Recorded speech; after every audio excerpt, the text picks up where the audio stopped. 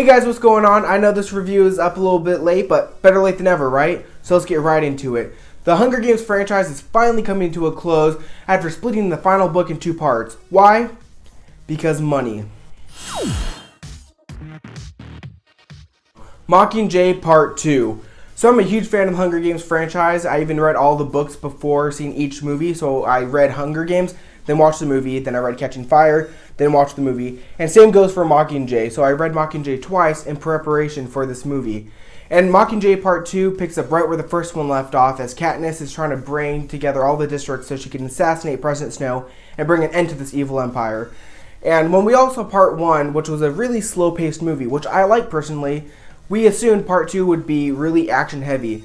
And while there is plenty of action, there are definitely shades of Part 1 in it. And that's one of my complaints. I thought some of the scenes could have been paced better, but that being said, I like the fact they didn't feel the need to make this a Michael Bay movie. This really does feel like the second half of a single film, just stretched out to 4 or 5 hours long. It would have been weird if half the movie was all build-up and the second half was all payoff. See, the way they did it is if you were to watch Part 1 and Part 2 back-to-back, it would truly feel like one gigantic film.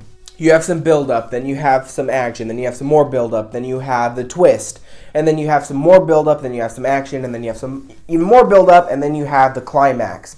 Having Part 1 bleed into Part 2 a bit made it feel more complete and made it feel more like 2 long movies instead of 2 separate ones. Like I said, I like that decision. I just thought it could have been executed a little bit better.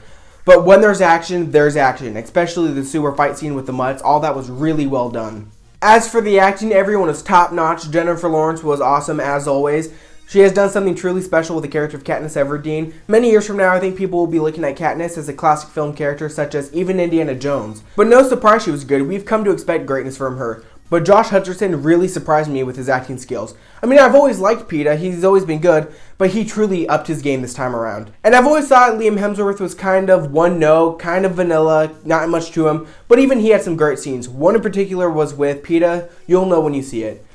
This series is truly Francis Lawrence. He owns it. One of my biggest complaints from the first Hunger Games movie was Gary Ross's directing. All that shaky cam. Oh, truly, everyone I was talking to, they all said it made them dizzy. Truly, it was terrible.